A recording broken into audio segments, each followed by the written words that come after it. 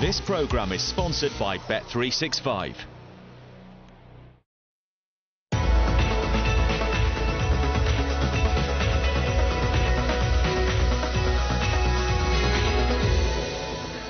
Good evening, welcome along to Premier League Tonight.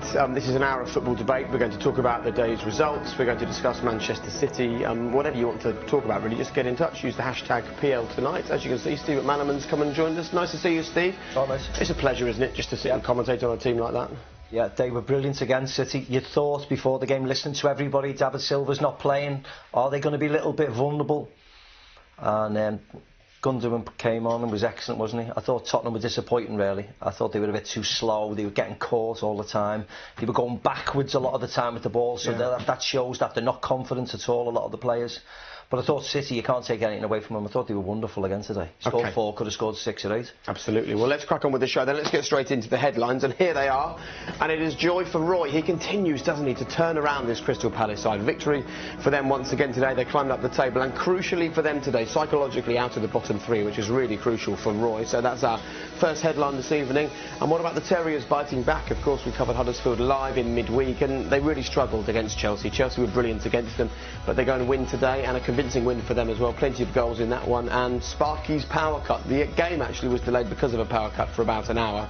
But what about the future for Mark Hughes? Is there a blackout coming his way? Because I tell you what, they are really struggling, Stoke. And if you're a Stoke fan, get in touch with the show now. Share your thoughts. This is what this show is about. It's a forum for you to put your questions to the guys, to share your thoughts with the programme as well. Just use the hashtag PL Tonight. But first, let's just get some reaction from this one. And Alex Walters is our City fan, and this is his post-match reaction. Just outside the ground now, a fabulous 4-1 victory to Manchester City. I can't believe how much we dominated that game. I mean, we're looking at football that I've never seen before. If you've got kids, bring them along to Manchester City. Show them videos of this cup, of this winning team. They've got so much to learn. Have we won the league? You'll never win the league before Christmas, but you can lose it. And I think Tottenham definitely lost it today. City for champions? I hope so. Look, something very, very, very special is happening at Manchester City, and the atmosphere is absolutely buzzing. You can feel it in the air, but we can't get too excited yet. Don't call us the Invincibles. Don't say that we've won the league. Don't say we're the best team of all time, because we're only halfway there. The job is only half done. We've not achieved anything yet. Don't count any chickens before they've hatched, even if the start is absolutely incredible. We've done so well so far, but we've still got so much work to do. Indeed, that's the key thing. This is Jason Burton, who's an excellent Telegraph journalist, and he says this Manchester City side plays the most wonderful, devastating, progressive football. When Guardiola leaves English football, we will look at this team as the benchmark.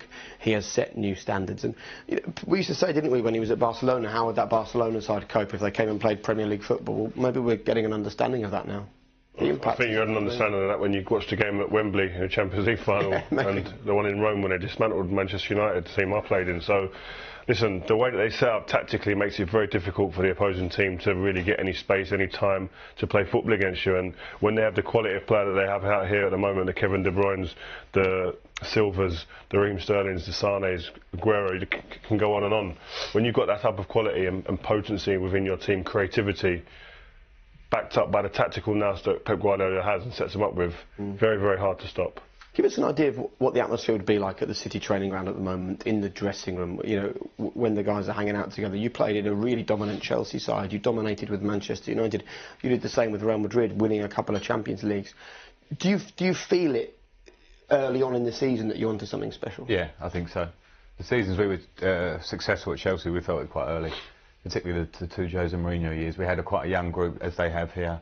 You just bounce from game to game. Things become pretty easy. As long as you keep working hard in training. You can't take your eye off the ball like that, but the dressing room will be buzzing, the music will be on, as we heard last week. That's how it goes when you're on a good run. Supremely confident as well. You can see that out there, can't you? The keeper was smashing balls all over the place today. It was brilliant.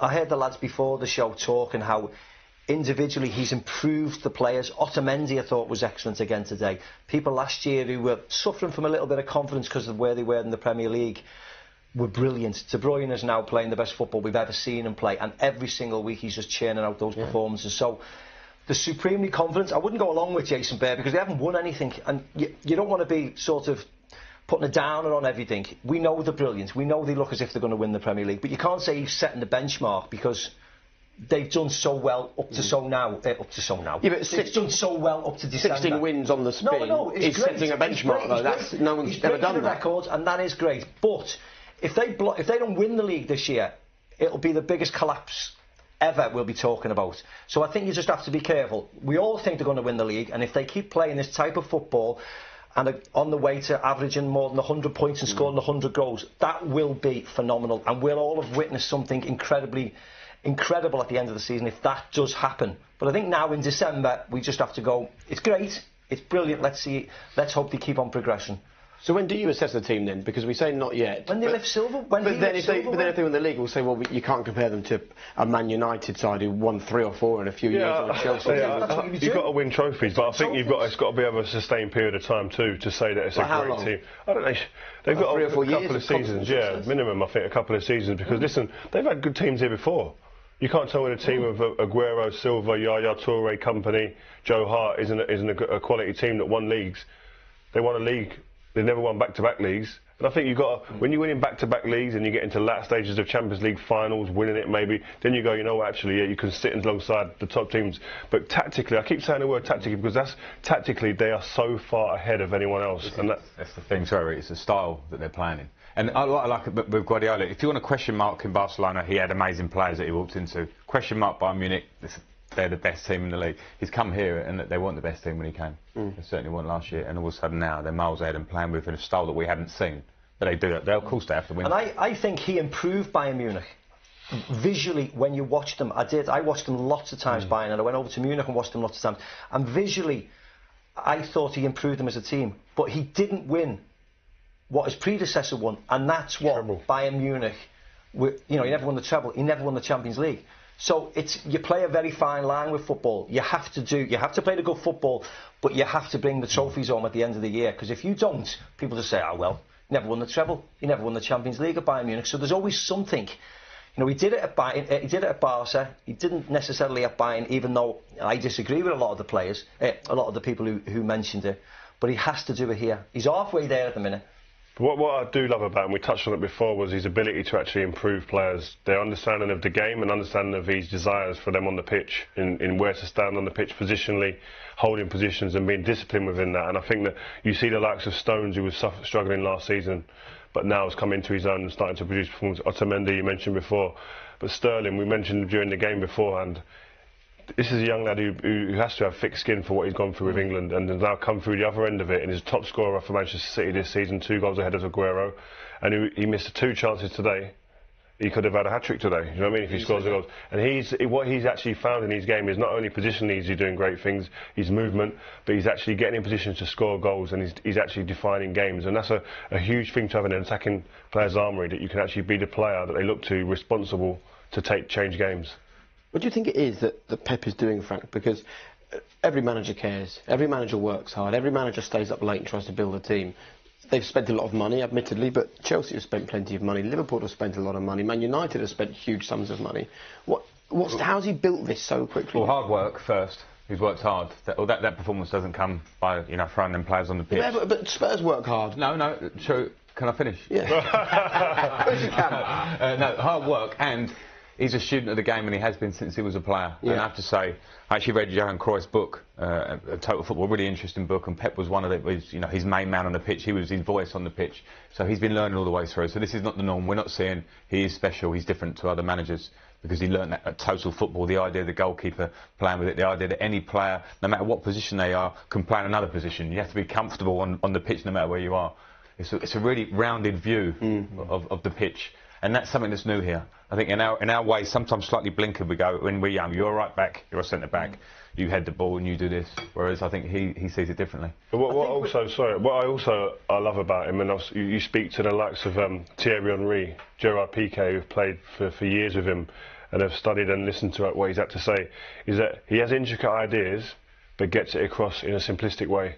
So it's easy for you to go outside. I've been with managers who put so much information into the system, and you come out on the pitch and training pitch and thinking, I don't know if I'm coming or going here. Yeah. Whereas you feel and look lost, and the confidence kind of drains and saps out of you. Whereas he makes you go on there feeling 6 foot tall, but also understanding exactly what he wants from you, and that breeds confidence. And wants you to play all the time, doesn't he? It doesn't look as if he moans if you want to do something, or you give a ball away, if you're thinking of the right ideas, what he wants to do. I mean, you look at Fabian Delph, who's been out of the wilderness for a while. He's come in, as Frank rightly said, he's now at left back. And he looks as if he's played there all his life at times. He's just nice and comfortable, taking people on, nipping inside, can play in midfield. We know he can play in midfield. We know he's good with the ball. But he's adapted himself. Mendy's out and you think, oh my word, that's a real bad injury, because Mendy's a great player. And here's someone who's a centre midfielder, is playing left back and looks as if he can play in 100 positions. And that's all credit to him. Because he hasn't played as much Premier League football as he would want to. But suddenly he's in the team. And not lost with him in the team, by the way. They've not lost with Fabian Delph in the team. But also a real intensity. We saw him, didn't we, with Nathan Redmond after the Southampton game, and we saw the clips in the build-up today where he was really sort of right up in the face of Raheem Sterling. You know, to get his point across, he lets you know exactly what he wants. There's no doubt, is there? The Redmond one was maybe slightly across the line, and I think he said that afterwards, and I agree with that. But in terms of his own players, it's not. Some managers, I think, put on a face. They jump around on the line, and we would have played under them. The guy trying to show passion for everybody. You can see that this fella, sleeps and dreams of football. It's his life. Champions League winners this season? Well, they've certainly got a great opportunity. Paris Saint-Germain and Real Madrid are going to go out, aren't they? One of them are going to go out. That will only help City's cause further down the line. But they're playing football. They're the best team in Europe at this moment in time. I know Paris Saint-Germain lost to Strasbourg a couple of weeks ago. These never look as if they're going to lose. I've seen, like we all have, the German sides. We've seen the Spanish teams. These are the most consistent and the best at the moment, home and away. There's no team as efficient and as thorough as this team on the planet at the moment.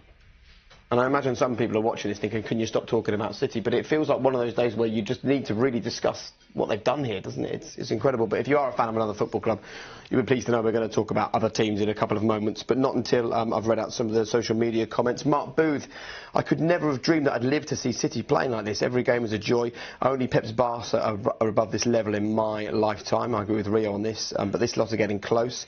Daniel Allen says, this current Manchester City are the most impressive side in the Premier League era, in my honest opinion. The level of dynamic and explosiveness is destructive. They'll cruise to the title and will win the Champions League too, says Daniel. And Anthony, it's getting embarrassing now. It looks like we've actually created football. We're playing with confidence. Pep is a master. And Eugene says Pep has made a mockery of the so-called most competitive league on earth. Right, lots still to discuss, including best and worst kits. We're going to get the thoughts of these three and you as well. Which kits did you love? Which kits did you hate from your club? We're also going to talk about the rest of the Premier League as well. Keep your thoughts coming in, and after the break, your three-word match reports. See you shortly.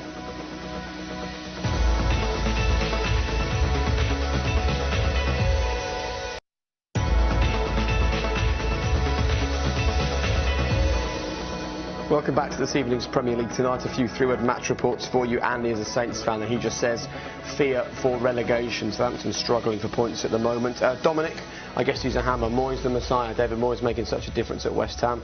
Rowan's is boring Arsenal. Not an impressed Arsenal fan. And John Monday, we won away! Exclamation mark. He's a Palace fan, so I'll tell you what, let's talk about Palace. Here's Terence. Jingle bells, jingle all the way. Oh, what fun it is to see Palace win away. Oh, yes, 3-0 Palace, Bakary Sakho capping off at the end. As you know, before the game, didn't expect it in the slightest, but incredible performance. And Christian Benteke back, scoring goals. Wilfried Zaha looking amazing. Well, let's talk then about Wilfried Zaha. We've got some information on the impact that he's made in that Crystal Palace side in recent days, and it's so impressive. You can take a look here. In that team, since he came back from injury, he has been the best player for goals, attempts on target. Chances created, he's dropped down to second, but for dribbles and successful crosses, he's also first. And therefore, today, there were so many conversations on social media about Wilfried Zaha and the fact that he should be at a better club than Crystal Palace. And lots of United fans, interestingly, sort of wondering what went wrong when he got that move to your club. How do you read that situation? I think with a lot of transfers, and it comes timing. That determines whether it's a go or it's a failure.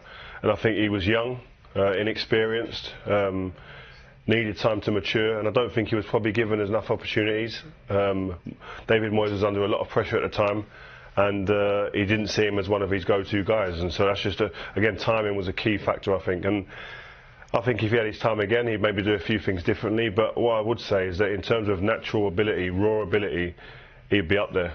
this kid, if you said to me, I want you to play against a fullback and stand him up and beat him 1v1, he'd be one of my first picks in the league because he's got that ability, he can move anybody. But then it was about developing the end product, your assist, your decision making in the final third, positions to take up the ball, take up to receive the ball. They were things he needed to learn. And I think he's on the right path now, learning that, and he's doing it in an environment where he's ultra confident and he's comfortable back at Crystal Palace. And I think that he's someone I think will get another move, and we'll see a different ending to the one that we saw at Manchester United. Yeah, the thing is, he's improving a lot, isn't he? We've seen it with De Bruyne to a certain extent. Mo Salah at Liverpool, everybody speaks about, 3, 4, 5 years ago, and the move to a Premier League club was the wrong move.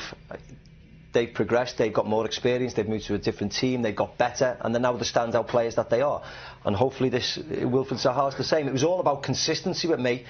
He has to turn the 2 games out of 5 into 4 games out of 5 when he's 9 out of 10, 8 and 9 out of 10. We know he's very dangerous. We know he can take people on and drop his shoulder and go past people and score goals. He just has to do it at a more consistent level. He's doing it now, and Crystal Palace are getting the rewards for it. And I think the difference at a club like, no disrespect to Palace or somewhere like that, the lower end of the table, is that the fans, the team, that environment allows you to make mistakes here and there. You have to be so much more efficient in a team that's going for it to win the leagues, win the big trophies, the top 4, top 5 teams. The efficiency is key. You have to be 4 out of 5 crosses needs to be going right on the button. You can't afford to be putting any 1 or 2 in row Z, because after a while you get found out and there's someone else who come in and take your place because they have the resources to do that. What was your message when young players came into that Chelsea dressing room and they were there looking to mix it with you guys? And I imagine quite a lot of the time you sign a 19, 20, 21-year-old and they think they've made it just because they've signed for Chelsea. Yeah, some do, but it goes back to that hard work thing, doesn't it? I think, and if you step into a first-team dressing room, I remember making a step, even though it was a long time ago now, it feels so vast at the time. Yeah. Everything's quick, decisions have to be quicker, you make loads of mistakes. So that's what I feel for Zaha going at 20 years of age, development-wise in his game, but also mentally to take that mantle on. So you just have to work hard and keep and look around and see what he's doing, and that impresses me, and take all the good things in. And how old were you when you sort of finally felt like you were mature enough to actually understand the way this game works and do justice to yourself? Because 20 is so young, isn't it? But we expect so much from these players. Yeah, mid-20s. Was it? At Chelsea, mid-20s, Mourinho came and I felt more established, and all of a sudden I felt a bit more of a player. I mean, I'd made it as such in getting into the first team then, but that was when I felt established and looked forward. I think that's the thing, isn't it? We say it all the time. We all made our debuts early, and you were in the first team and making 30, 40 games a season. But until you churn out consistent performances every single week, and then you turn into the player that your teammates look to create or to be the leader. When was that? When did you feel you could take that on? Probably like Frank in my mid-20s. I was playing for England. I was playing really well at times at Liverpool. They were the days where every time my teammates had the ball, they'd look to me to pass it to me for me to start a move off or try and create something, whether it's Rio at the back to stop the goals from going in or whatever the case may be. It's when you start to become the standout person in your team, the consistent one, who's churned out those performances all the time. That's when you feel as if, right, I'm really an important player. I looked up to like John Barnes in the team. He was doing it every single week for the Liverpool team. And if you want to be successful, that's what you have to do. I think with Wilfried, to go back to Wilf as an individual, I think at Manchester United he was still searching for what he is, what are his best attributes, what does he need to work on day in, day out to get the best out of himself and to develop into that player. And that comes again, that's maturity. And I think it was just timing, I think, with Manchester United. And I think you have to remember, he wasn't David Moyes' signing, he was Sir Alex Ferguson's last signing at Manchester United. He unfortunately went, and I think that was a big blow for Wilfried. He was coming in, signing for Sir Alex Ferguson for Manchester United, and that kind of all went up in the air when he retired, and that had a big effect, I think, on the outcome of his time at Manchester United. And did you give him any time? Did you take him under your wing, put your arm around him? Yeah, I did, and I saw moments when he was low, which you do, and as a senior player you try and go and you try and help cajole and talk to them and see how they're doing. And to be honest, I was probably one of his biggest critics of the club. I was probably on a training pitch, I was always shouting at him, always getting into him, always demanding of him. Well, that helped then, didn't it? No, but I was trying to just spark something within him to help him to realise his potential to prove you wrong, as quick as possible. Yeah, and I think I always say to the young players, if I'm not shouting at you, if I'm not pulling you up on things in training, that means I don't think you've got a chance. I don't care about you. You're not going to help my team win anything. I saw huge potential in Wilf. I still think he's got potential to be a fantastic player. It's just, again, I think it was timing. A lot of things went against him at the club at the time. And people say he got a chance, but he got the odd game here and there, didn't he? It wasn't a consistent run of sort of 10, 15 games. Yeah, well, you know what it's like. I mean, I think we could all sit here and say, with England, when we played for England, it's the same at club level. Until you get past your 10, 15, 20 appearances for a football club, you don't feel like a member of the squad even properly. You don't feel like an integral member of that squad, let alone the team. You need games, you need back-to-back kind of opportunities to go in and play, and then you can earn that right to be in a team and a responsibility from your other teammates. Some young players don't understand the standards needed. Yeah. They step over to the dressing room, they've done well in the youth team or reserves, whatever it is, and all of a sudden they don't clock on quick enough. Some do later on, some do straight away maybe, but a lot of players don't get that standard. Hard work, focus in the game, how you live your life, what you do. They don't quite get it. I remember saying to you, actually, when we first started working together 2 or 3 years ago, I said, at United, what did Sir Alex say so that when players arrived, they knew the levels, the expectation? And you said, well, he said nothing. So he said nothing, isn't it? Because it was up to us. We were their teammates. We told them what's expected. You don't necessarily have to tell them. They see. Day to day, who's in first, who's in the gym doing their pre-training activities, who's doing the yoga, who's doing the gym, who's out on the training pitch till the last person in, who's doing extras on weak parts of their games, strikers staying out for an extra hour outside, honing their skills. Frank done it for years. You'd see Frank doing his shooting day in, day out, more than some strikers, and I'd sit there and watch some strikers walk in and think, how can a midfielder be doing more shots at goal than you on a daily basis with the intensity? And it's all right going out there and doing training sessions. Right, you're going to work on your shooting and doing it, take a touch, have a look, take a touch and shoot. It's intensity. With England, with Chelsea, with West Ham growing up, you have to make it match related, match pace, get the ball, touch, bang. So it becomes, when you come outside there on the pitch, it's natural, you've been there, you've seen it, it's repetitive, it's in your mind, it's in your system. So where did you get it from? You? Probably within. I mean, the fortunate thing I had was a footballing dad, so he sort of rammed it into me at a very young age, so I had no choice. He used to ram it into him, don't worry about that. He let you know, did he? Do you think I wanted to stay out and do like long runs? I had no interest, but I mean, he did. But you know, as I say, I was fortunate. But everyone's different. Rio didn't have that, and Rio was a converted number 10. Pretty boy, fancy boy, became a centre half and didn't really want to head the ball. He used to head 50 balls in training. Get was it Roger Cross or whoever? Roger Cross, Frank Burrows. Yeah, volley the ball up to Rio on a cold day, and he's heading it, and he's heading it, and then throughout his career, he's heading everything. And that's the difference. That's what makes players, or doesn't make a player, if you don't make those sacrifices. What about you? When did you realise actually how hard you need to work? Well, you know, I was fortunate to play for Liverpool in the 1990 era when they just won the league. So I was training 16, 17, 18-year-olds with the best players around at the time. And as Frank says, as soon as you join in a training session with them and you're slower than them and you have too many touches and you get caught and 5 or 6 of them are barking at you, pass the ball quicker and the coaches are barking at you, you know then you have to keep on working hard and improving and being quicker and being more focused and having the confidence to do things. Otherwise, they've called you over, or you're with them training because they know how well you've been doing at a younger level. So they know they've got ability. It's just whether you can step up. And at that level now is really difficult. But you just have to keep on working hard. We keep on saying it all the time, work hard, work hard. Yes, everybody was blessed with lots of talent. But the hard work behind the scenes, no matter what we say, you know, off camera or, you know, we have a laugh and a joke, when we were training, you know, it was 100% committed and 100% hard work and focused and trying to be the best and trying to be better than the teammates who was slightly in front of you. All right, I have to work harder if I'm going to jump in with him. And then when you get your opportunity to play, level of consistency again. I think it's also about the mentality. When you go over to the first team dressing room, you go over to the first team pitch, it's mentality. Are you strong enough mentally to handle it? And you get tests. I remember we used to get called over. We was on the same training pitch area as the first team, the youth team. Injury or someone doesn't turn up, they'd call us over.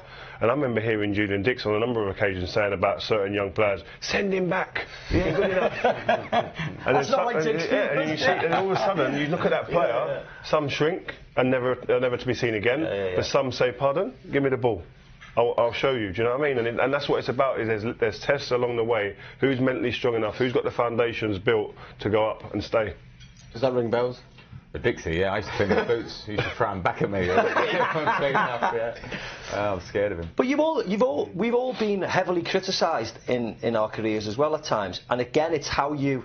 If you're in a team and you're one of the star men, you'll get criticised more than a lesser-known left-back or the lesser-known right-back or something if you're one of the star men who has to perform at a consistent level.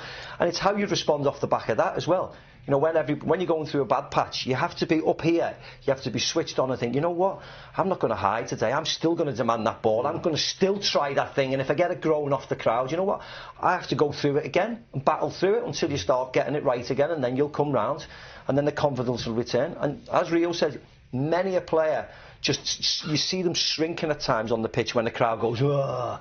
You don't want the ball, they're hiding, they're turning away. We saw it at West Ham a couple of weeks ago when they played Liverpool. Oh, I don't want it, I'm looking over here and running over here. And it's how you respond, because everybody knows it, you can see it, what they do now.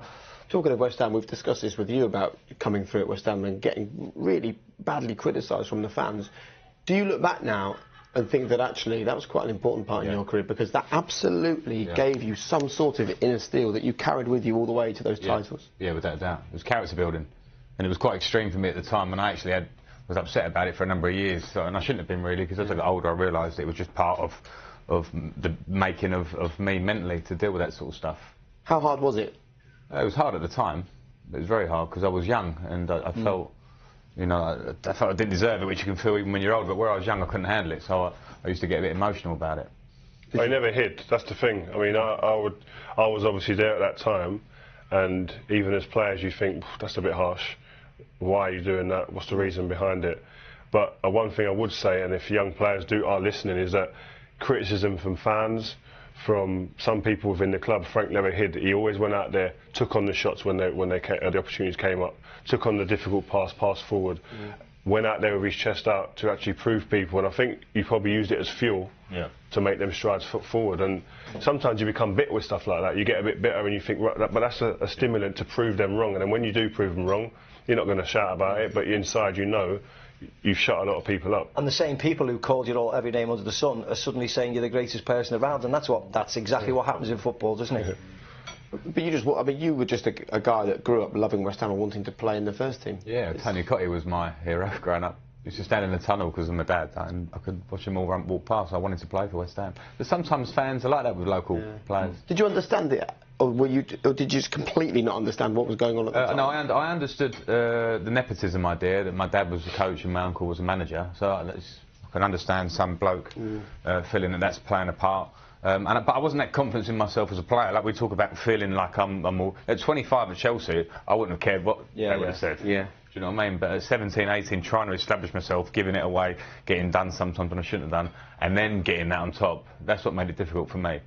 And I did feel like hiding sometimes, and maybe I did occasionally, I don't know, you know, I got through it though, but it's part of the process. But the young kids now have got a different medium to be criticised by, that's social media. Yeah. It can be even more difficult now for them because they're getting it direct into their own social feeds that they can look at themselves. So in terms of character building, thick skin, being able to look at criticism and get beyond it, I think it maybe could even be harder now for this generation. Yeah. Okay, well, if they struggle with it, don't go into sports broadcasting, because it doesn't stop then either. Right, we've got so much still to discuss. We're going to talk about Stoke and exactly what happens to Mark Hughes in the future. Lots to discuss. We're going to take a quick break. Keep your three-word match reports coming in, and we'll see you in a second.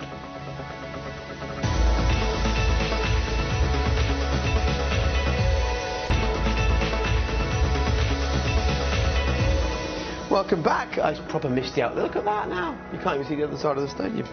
Shortman says on his three-word match report, Curry, BT Sport, perfect. If you're enjoying your dinner and watching Premier League tonight, then lovely. Paul says Deeney, Silva out. Troy Deeney with another red card today. Silva out, though. I mean, OK. Neil, Christmas comes early. He's a Palace fan, and we're going to talk about Palace in just a couple of moments. And Ryan says, fairy tale of City. Finally, Ben Locke. Hughes out. I only need 2 words. And that leads us very nicely on to talking about Stoke. Let's hear from Craig and James. Words can't describe just how diabolical this is from Stoke. The first half of Huff and Puff ended up in Christmas gifts for West Ham, who couldn't believe their luck. Arnautovic came back and haunted us. He ran the show. He should have scored 5 before eventually tucking the ball in. Their third goal was absolutely laughable. Our defence were on the beach. In this weather, that is not advisable. Surely there is no way back for Mark Hughes. 3-0 at home to a team that's in the bottom three. I think today was the day that I well and truly, accept the point that Hughes has to go. I say reluctantly because I don't want to be a club that just sacks the managers at the first sign of trouble, but this has been coming now for a little while. Yeah, I'm gutted. If we could, I'd love to tempt Martin O'Neill, but today's the day that I think something needs to change. I really, really do. Talking of change, there was loads of chatter all over social media about who could come in and what could happen. Here's an interesting one for you from Kev. Mark Hughes to get the sack, Tony Pulis gets the Stoke job, Mark Hughes gets the Wales job. Stranger things have happened. Are we at that point now, though, where we're talking about a replacement for Mark Hughes, do you think? Never nice to do so, but they've won 4 games all season. I don't know. What do you think, Ray? It's not nice, is it? But, if you're a Stoke... I don't think we're there yet, personally. If you're a Stoke fan and you're watching this, you do wonder what's going on. They've lost to Everton, Newcastle, Bournemouth, Palace, West Ham. They're all struggling sides. Yeah, I saw them against Arsenal. They were fantastic that day. They were good against Manchester United. It's just about consistency, and they haven't found it this season. And yes, Mark Hughes is going through a tough time, but history suggests that he gets it right and his teams don't go down. So it's a gamble. Where do you go? Do you go back to Pulis? Do you go to a foreign manager? I mean, Martin O'Neill was mentioned there before. Where do they go? It wasn't meant to be about not going down there this season, was it? Because they finished 9th in succession. It's supposed to be building and improving. And where are they looking to go? Yeah. Well, maybe 8th, but not. Yeah, well, not getting relegated from 9th in. Yeah, I mean they're not playing well, and you can see why people are panicking at the moment. And they just lost to a team who were struggling. And the team's West Ham, and they just changed their manager, so there's another that gets thrown into the mix as well. But of course, I'm not a Stoke fan per se, but I'd still like him to be given time. This time last week, I was up at St James's Park to do Newcastle Leicester, and it was said if Newcastle would have won that game, which they could have on that night, they would have been 10th. So you can see the fluctuation in just 1 week, how you can go up and down the table. And I'd like to see him give him a bit more time, because if he does win 2 or 3 on the spin, like David Moyes has just done, or Sam Allardyce has just done with Everton, they could be 9th or 8th in the table. But I understand people's frustrations, because Allardyce has come in and has got wins, hasn't he? Even Roy Hodgson got another good victory today. No, but he started the Crystal Palace. He started tenure poorly there, isn't he? But Moyes doing really well at West Ham, isn't he? Okay, well let's quickly hear from Tony Pulis. He was asked actually after the game about the fans' reaction. This is Mark Hughes, not Tony Pulis. Mark Hughes, here's his thoughts. Well, that's understandable, clearly. I mean, up to 75, 8 minutes, like I said before the second goal, I thought the fans were absolutely magnificent. And they were driving us on. They were totally behind us, and really getting behind us. And like ourselves on the bench, as soon as the second goal went in, it took the wind out of our sails, and then you get a little bit anxious, you get a little bit angry, and then you get a response. But for the most part, I thought they were great. Ryan says Stoke City have been a strong side in recent seasons, but they're sitting right on relegation. This is hard times for Hughes. Lee, as long as he's there, I won't be going. What are the excuses today? Everyone happy with that? No shots on target. I mean, that is an issue, no shots on target against the West Ham side. But it feels like all 3 of you are just saying give Mark Hughes a little bit I think more. so. And you're reading out all the negative ones. I'm guessing the people who want to give him a bit of time don't go straight on social media. Go give him a bit of time. Yeah, absolutely. The ones who want him out. So I think you have to have perspective. Of course, if it goes on and on and on, and we get up till Christmas, another 4 or 5 games down the line. The pressure was increased, though, by the clubs that have made a change having a reaction, isn't it? And the January transfer window just being a couple of weeks away. But respect what Mark Hughes has done now. I think he's done a decent job year after year, and I think all of a sudden they're not in a great position now. But if you cut your ties, I don't think you're giving him quite the right crack he deserves. There you go then. 3 men who've played hundreds of games between them, and they all say give Mark Hughes a little bit more time at Stoke. Well, let's move on to a club who have changed manager and have seen an impact. Let's hear from Rob. He's a West Ham fan. The lights are on. West Ham win 3-0. How relegated are Stoke City? And also, Marko Arnautovic seems like a horrible bloke, and I love him. Haven't conceded a goal in 3 games. Adrian's already got the same amount of clean sheets as Joe Hart, I think. I haven't checked it, to be honest. I was enjoying the game too much. All of a sudden, it doesn't seem like everything's terrible. I never doubted David Moyes, not even once. We're going to win the league. Probably. Brilliant, isn't it? I remember him leaving London Stadium. London Stadium, sorry, when they'd just been beaten at Liverpool, and he was so depressed. And then suddenly, 3-4 weeks later, he's coming out with another classic like that. Brilliant. That's football. Don't get me wrong, I think it's amazing. I love it. What have we said? It's always heaven or hell in football. Everybody has lived that, and we lived that when we were fans, that type of emotion. It's brilliant to see. This is so impressive, though, isn't it, what David Moyes is doing there? 3 clean sheets all season, 3 consecutive clean sheets in their last 3 games. And the teams they played against as well. Yeah, exactly. Well, what I noticed when I watched them against Arsenal the other day, he stiffened them up, which is a trait of David Moyes. He's made them hard to play against, no gaps, no spaces between the midfield and defence. But what he's been fortunate to walk into is a squad full of strikers who are there, who are fit at the moment. Andy Carroll, Chicharito, Arnautovic, Sakho scored again today, Antonio's playing up front as well. They've got 5 or 6 players there who are all capable of scoring, and what you want if you're fighting a relegation battle or you're in and around that area is goals in your team, and he's got that in abundance. Dan says all the credit in the world to David Moyes. We all had our doubts, but he's doing a fantastic job, just as people had doubts about Claude Puel, who's doing a great job, and Roy, who's doing a great job at Crystal Palace. You know the club very well. The issue they're going to have now is there's going to be plenty of pressure from the fans for David Moyes to be backed in January to turn this into a team of his own and to go further up the table. Yeah, there will be, and that's a decision that the board have to make with David Moyes. I think the bar's slightly dropped this season. They're very happy now they're out of the relegation zone, so if they can keep on this run and then at mid-table, of course a couple of new signings are going to help them, of course. What comes first, though? A new contract for David Moyes or buying a load of players? Because do you want to allow a manager who'll have 3 or 4 months left on his contract to go and spend... I don't think it matters how many years. He could have 10 years on his contract. Nowadays, it doesn't matter, because you've seen managers spend 50 to 60, 70 million pounds in a window and 3 months later get the sack. But do you go and join West Ham if the manager's got 4 months on his contract, or do you want to know what his future is before you commit to a club? It depends if I'm going to play every week and how much they're paying me. Mercenary, you're a mercenary. That's the world we're living in right now, and I think that's a fact. But what I think will going back to certain clubs in the league. At least he's honest then. I think but certain clubs in the league have to be realistic with their expectations, and the fans too, in that you've seen Allardyce get the sack at West Ham because it's not the right football that West Ham want to play, etc. Not the right manager for the club. There's so many things that, we're not finishing we're not challenging for Europe. Well, I think at the moment for a lot of these clubs is stability and staying in the league. And then you can build, but build gradually. Don't expect to be Champions League or Europa League participants year in, year out, when your resources aren't even anywhere near the clubs that are fighting for that on a regular basis. I think all that matters is staying in the league, isn't it? With everybody. No, that's all that matters. You know, the gap between 8th and the bottom part of the relegation zone last year was closer than it was to the team who were in 7th or something like that last year. So it shows depressing that, though, isn't it? Like, you know, I can say this as a fan of a football club not in the Premier League. When Norwich get promoted, all you want is to be out the FA Cup, out the League Cup as quick as possible and finish 17th. Maybe pick up a few draws away from home. But why do you bring it back to Norwich? Because they're the greatest team in the world, and they're already guaranteed 4th round of the FA Cup this season, aren't they, Frank? But any sort of panic from any team just... Why are you laughing at that? Well, we'll see, won't we? I look forward to it. I look forward to it. We're there.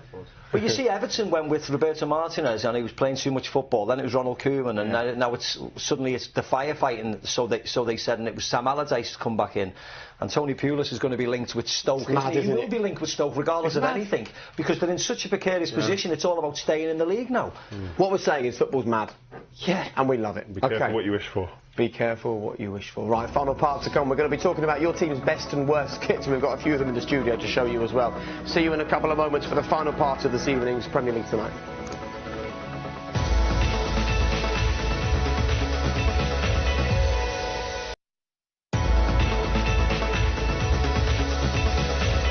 Welcome back to this evening's Premier League Tonight. We're talking about worst ever kits now. What do you think of that, boys? Do you like that?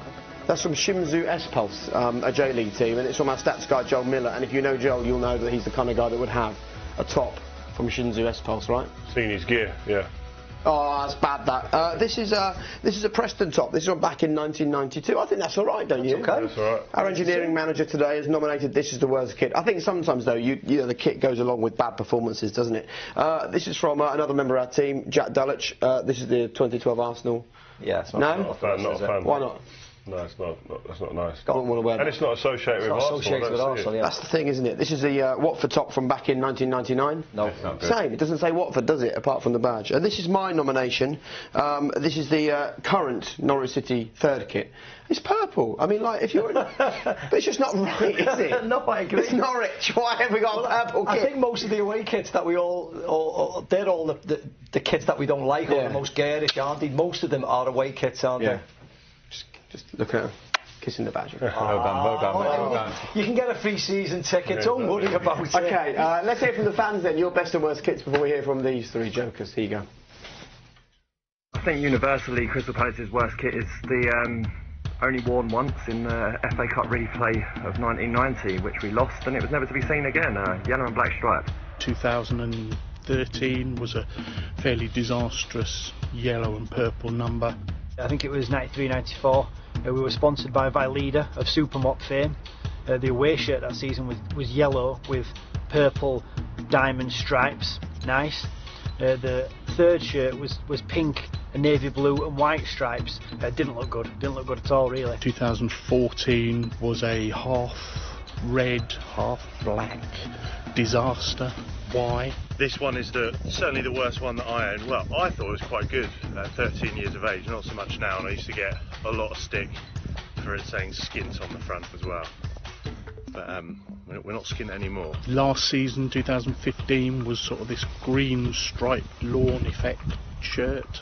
Why? I have no idea why any goalkeeper needs a collar, and what they've done to the poor liver bird on the motif is just disastrous. 1994 home and away kit. The home kit looked like a chicken winking at you, and the away kit was this disastrous day glow orange number. Terrible. It's the grey kit, the grey ghost kit. We're talking away at Southampton, 3-0 down, and the players complaining they couldn't see each other. What are they thinking? White, purple and yellow? At least I don't have to get ready for bed. I wonder if they have matching bottoms. It's a kit that, however ugly, evokes really, really fond memories of really successful times in the 70s and the 80s. Nobody owns Watford's worst ever kit because there was only ever one made. Before the Pozzo family took over in 2012, Watford announced their sponsor as the Happy Egg Company and were instantly ridiculed by rival fans. The Pozzos came in, and one of the first things they did was get rid of the Happy Egg and bring in this one here, the Football Manager shirt. The worst kit we've had was the anniversary kit from 10 years ago, half white, half blue. Just no. If we were to pick one, it'd probably have to be this green and yellow number from the 1980s. It looks like a GCSE project that's gone wrong. I have no idea what's going on. There's only one for us, and it's a tangerine and graphite number that Ruud Gullit looks so fantastic in. Everyone else seems to hate it, but I love it. I would love us to bring out a kit now that's a homage to that. Oh, there's some good memories there, to be fair. What? You like them? It's good. No. We've got yours as well. Have a look at this. Yeah, that was terrible. So what are you saying? This is your worst ever kit that Bobby's modelling? Worst kit I wore there. Who's modelling? Is that Bobby Zamora, isn't it? You winding me up? That's when I was in my prime then, man. And it's your worst as well, Frank, is it? It's just a bit nothing, isn't it? The colour, I don't know whether it's cream or beige or yellow, What colour was it? It was like he just got caught up in the wash with the wrong colours. Is that the true colour of the shirt on that picture? It was horrific. I used to wear Kappa boots with that. Yeah, I'd go to massive big yellow Kappa, yeah. Did you have a Kappa sponsorship deal, or was that just... They gave me a couple of quid. Just a couple. And there's a familiar picture there, Frank Lampard in his prime, scoring goals for Chelsea. We're going away. Have you remember, what was the goal like? Typical, arrived, slotted it. 30 yards out. Simple, yeah. Yeah, of course it was. Of course it was. I had the box really, because you'd expect a nice home blue kit, but I just liked the colours. Really? Did you play well in the kit? I had a couple of good games in it. That does help. It's part of it, though, isn't it? You sort of grow to like a kit when you have a good season. The big thing for me was, because I used to get called names from my weight at certain places, was when the kit started going really tight. I started to get a bit nervous. What's funny about your shorts in change room? I've never seen anyone change their shorts. Oh no, they're a bit tight. No. I used to stretch them out, and then when I used to come back from pre-season, probably been away on holiday with you, carrying a bit, and then them early kind of You had a little, like the face ones, and you get the kit on for the first time. It's like, yeah, I never had that. I never had that problem. My shirts were always massive. Trying to fill the shirt was more your problem. That was an extra small, that shirt as well, that one there. Unbelievable. I mean, Liverpool have got a better version than that now. They've got a sort of green and white, you know, quarters like that, but it's much fancier now. But it was always one of the away kits. We had like a cream one, which I didn't really like. It's a bit nondescript. Yeah. I don't know what's wrong with all red for Liverpool and all white. You know where you are then, don't you? But someone has to come up with an idea every single year. But it's all about making money, isn't it? When you get really? Is that what it is? Third kits like these, that's what it's all about. What about when you were growing up? Was there a kit that you sort of remember iconically as one that you wanted to own, even if it wasn't for the club you supported? Yeah, I loved John Barnes. He was my favourite player growing up. And the Crown Paints, red Crown Paints kit they used to wear. But also, I was lucky enough to meet him years later, and I begged him to please, if you've got any old shirts in your attic or wherever in your house that you might have hung, please let me have it if you've got any. And he actually got me a Crown Paint shirt, and I've got it up. Love it. Yeah, I've got it in what, my house. match worn like his own shirt? Yeah, it's still got a tinge of BO a little bit, but it's alright. It's done well. I have to spray it every now and again. That probably takes us on to a very, very quick other topic. You've obviously got memorabilia in your houses. What's the sort of one thing that you cherish the most of all the stuff in your collection? Of another player? Yeah. Do you ever, or even of yours, whatever it is that means the most to you and all your stuff? England 100 cap, gold cap. Nice. It's beautiful. That's a good one. And I'm not mad on memorabilia. Like I'm more on memories. You know, like I enjoy looking back on things. I don't store everything and put it on show. But the England gold cap was. You wouldn't have like all of the boots you've worn lined up with lights underneath them to sort of show off your boots or anything. You wouldn't do that now. Really. Would you do that, Ree? No. Are you sure? Yeah. You haven't got that in your house? Or you haven't got your boots like nicely lined up and lit from underneath? No. Who told you that? I can't tell you. Macca, what about you? Again, I'm not that big for memorabilia, but anything that I've won, a medal or whatever, that means more to me than anybody else. That Champions League one. Yeah. Man of the match in the final. Any of those There's two Champions League medals. All right. Any of those. Sadly, we're just about out of time, but just to point your cap towards a few other bits. Carry on. Have you got any medals? Have you got anything? How about yours? Norwich season ticket. Burnley against Tottenham next Saturday, 5 o'clock live on BT Sport, and then on the 30th of December, Man United, Southampton, and Crystal Palace, Man City is the game for you on New Year's Eve. That's an 11:30 kickoff. We're going to finish in a second, but there's an amazing documentary up next, it's called The Lane. It's all about White Hart Lane, and it just looks back on an amazing time that Tottenham have had there the last 118 years, I think it is. But we've also got some boxing for you tonight. Have a quick look at this. Good, it's Billy Joe's first overseas fight. See it from 2 o'clock in the morning. Billy Joe up against Lemieux, David Lemieux. It's going to be great. Thanks ever so much for your company. Enjoyed that. I've literally spent the last minute trying to think of anything I've ever won. I've never won actually anything in my life. I feel massively inferior sitting next to you three, but I just Blue pizza badge? Didn't even get one of them. I just asked the questions, that's fine. Right, see you all very soon. And you as well. Thanks for joining us. Stick around for The Lane and the boxing at 2 in the morning. Bye-bye. Jingle bells, jingle all the way. Don't demand a team that wins, we demand a team that tries. Positives, Maitland-Niles and Mesut Ozil again. Negatives, Granit Xhaka. N'Golo Kante is the best midfielder in the whole world. That's the first point for the Albion against the top 6 side, and we have to remember that. Birmingham are doing really well. The Huddersfield fans behind me have had a cracking away day, but that was shocking from Watford, really unprofessional. Absolutely over the moon. An early Christmas present from Huddersfield Town. We're staying up. Arnautovic came back and haunted us. He ran the show. He should have scored 5. I never doubted David Moyes, not even once. We're going to win the league. Probably.